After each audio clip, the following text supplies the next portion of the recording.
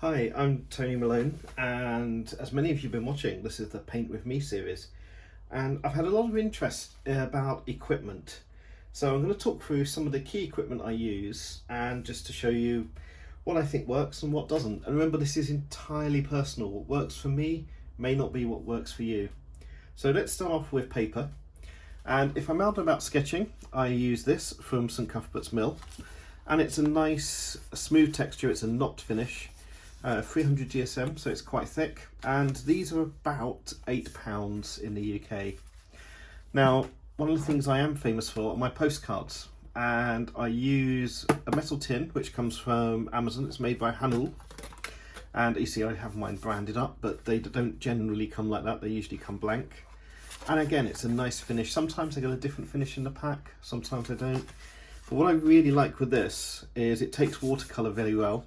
You've got space to write your addresses on when you're sending out to people, and they all come in these really nice robust cases, and you'll see that's quite hard to open just on pressure alone. And for me, when you're traveling, that's an essential tool, is what I'm trying to say. That's an essential tool to bring with me. Now, my also frequent traveling companion is this set, which is a Winsor & Newton sketching case from, it's got to be from the early 1990s. I don't think they make these anymore, but the sketching equipment was taken out. And if I lay that down, inside I have a selection of Winsor & Newton travel brushes, and these are actually showing their age a bit now, but they're ones which I use infrequently because I tend to prefer these ones from Pro Art, which are their gold line brushes. And this one is reasonably new, it's lasting quite well. Oops, put that back into there. And I also keep, because I don't have white in any of my watercolour palettes, so I keep a tube of any white watercolour. In this case it's Winsor & Newton. I keep a tube of white watercolour with me because I tend to add that in for waves or particular cloud effects. Now, one of the things that is my pride and joy of watercolour is this set from Schmincke. It's their travelling set, and it's got a small water container, and it's a nice container because it won't tip water out, but if you shake it, water will come out. So it's really well thought out, it's really well made. It's I think entirely made of brass, so it's very sturdy. And inside, this little water pot just clips onto the side there. Inside there's a loose palette of what's there. There's some nice colours. I keep a small detail brush in there simply because it's somewhere it can live, but I hardly ever use it again. And it's my favourite travelling companion. This tends to come with me whenever I go out now. I use it a lot more frequently than I anticipated. So it's quite a nice set. Now, if I'm going away for a longer period, I'll also bring one of these with me.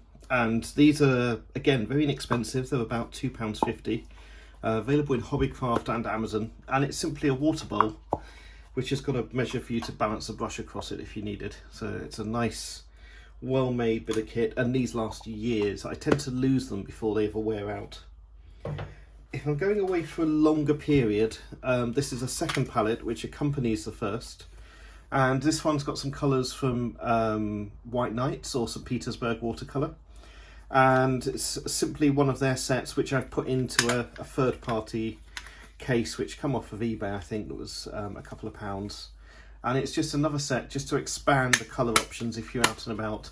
And again, I prefer the metal cases because they just tend to travel better, and they're less prone to getting cracked or broken when you're out throwing bags around, if you do anything like I do. I also have this brush set, which has been my longest serving and also my favourite.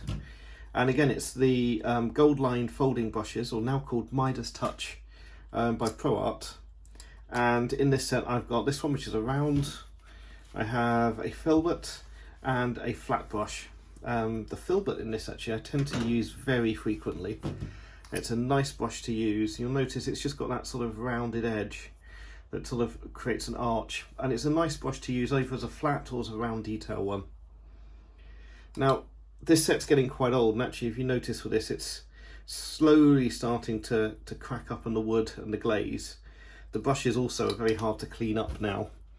And as these eventually do get replaced, my intention is to replace them with the new Vinci range, which is always my go-to with brushes. They make these much more durable case. I like the fact it screws, nice chunky handles, and that just goes on, and you have a nice brush which you can use to work with.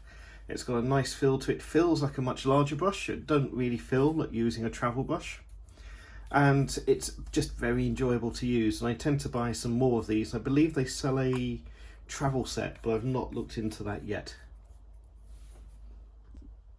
So as we're talking about brushes, some of the things which are useful are just a quick look through as to what else I use, maybe if I'm going away longer or if I'm working in the studio. And it's brushes such as this, which is a mop brush or squirrel hair brush, which are great for washes, and when they're wet they create a very nice fine point. I've got a similar variation on that here, which is by Vinci, which you can see has got a much higher quality point. This is actually a dry brush at the moment, but you can see how manipulable that is.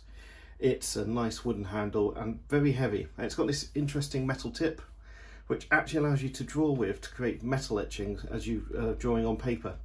And it's a nice technique if you haven't got a pencil to hand, or if you want to do something different and you're going to paint over the top or simply create a metallic sketch.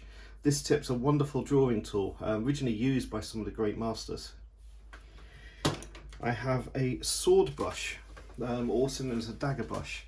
Now these I think are really interesting. They have this sort of cutaway, and what they're really useful for is sign writing. They're originally used by when signs were hand painted, but for me I like using them for clouds, trees, or anything which needs a little bit more of an abstract definition.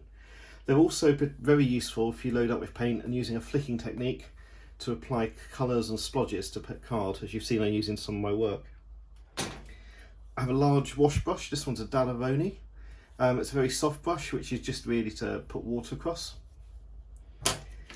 A standard working flat brush. This is a size 16 from Vinci.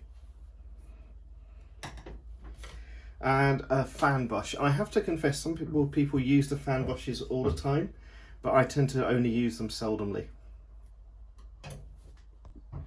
Another interesting brush I have is this, and I can't remember where I picked this up. I know it wasn't in the UK.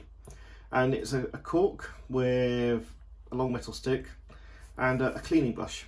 And the idea is you load this section up with paint, and you use this to go around and create a splattering effect simply by twirling. And I wish I'd have bought more of these. It's one of those brushes which I seldomly use day to day, but when I go for rediscovering it, I use it for a couple of months at a time because it just creates such a wonderful abstract effect. Then there's the sort of jobbing brushes, and here there's a Vinci size 2. There's a Russian Neverskaya, which is the company that makes the White Knight watercolors. That's a size 3, and I really like their brushes. They're very hard to get hold of in this country, but I do like using their brushes. And last but not least, I keep a scalpel as well. And I keep a scalpel because sometimes whilst you're out, you might find you just see a nice stick or an interesting leaf that you can cut, make shape, and use that to draw or paint with. When you've got these brushes, what's really important is keeping them clean. And I tend to use this brush soap from Vinci. I'm finding Vinci makes just some of the really good stuff at the moment, and it's a nice soap. It smells slightly of lime, and you can just make it wet and you just run your brushes as if it's in a palette, and it gets very foamy. You wash the brushes through, and it genuinely does make a difference. It keeps them long lasting. Some of the brushes that I use are getting on for 30 years old, if not older, and it's wonderful to just have something which keeps them in good condition and restores them. Now, the other aspect of watercolour, which I'm only going to touch on briefly, is palettes. When I'm travelling, this is one of the travelling palettes. Again, if you don't get away for a week or two, not on the day-to-day, because all the small sets I have palettes. But if I'm away longer, this is a nice set where you can build some colours up in. You'll see this one's been used. If you needed to hold it, there's a thumb grip. I don't tend to use the brush holders. I find that immensely annoying, but you can sit that down and set it next to you whilst you're painting. At home, or if I'm working in a studio, we have this, which is simply a white plastic tray. Move the other palette out of the way. A white plastic tray, and it's just a nice sturdy plastic. Keep it white, and I use this really for mixing colours up on, pulling things together. And I think this one come from a local shop such as Wilkinson's or The Range for about 90p. So it doesn't need to be locked, as long as it's white, plastic or ceramic, and it works for you. Some people even use plate, and that's fine too. Now, last and not least with watercolour equipment, is perhaps actually the most important part, is paper. And I tend to always remind people that wherever you go, take some masking tape. Use that if you're not using a gummed pad, or if you're using a lightweight paper. Always tape it down to the surface you're working on, because otherwise it's going to buckle up and it can ruin an image after it's dried. One of the papers that I tend to love using and always look for an excuse to is Bockingford. This is a Bockingford block, so the sides, if I open this up, the sides are all gummed. There's a layer of gum around here, and across the top, and you'll notice there's a little arrow to where there isn't any gum, and that allows you to pull the sheet off once it's dried. Now, by being gummed, it means you're working on the top surface. It can get this wet, you can put your paintings on here, you can use various techniques which use a lot of water. And two things: one is it won't bleed to the sheets underneath because this gum extends to the edges, and the other one is when it dries, it stretches it out. So it's a great way of doing some really nice work without any of the messing about with masking tape.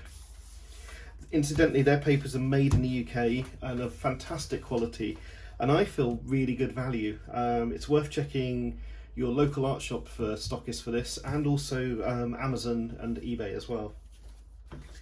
If I'm doing something which is slightly requiring a little bit more thought through in terms of colour, or slightly more experimental, this is a real heavy paper from Hanul Fine Art, and it's made entirely of bamboo, so it's a little bit more sustainable. It wins on the eco points. My only criticisms are I don't like the texture as much, but it does have a nice quality to it. It has a really nice finish, which is sometimes different to what you'll get with other papers. And of course, it's doing good for the world. So it's great to support products which are doing this good and making a difference, and also fantastic as an artist to know that, you know, the arts community is coming together to really tackle the fact we need to be more considerate in our use. And the final shout out on papers goes to Winsor & Newton, and I use any of their papers which Hobbycraft have on offer. It's worth trying, worth using, and good value.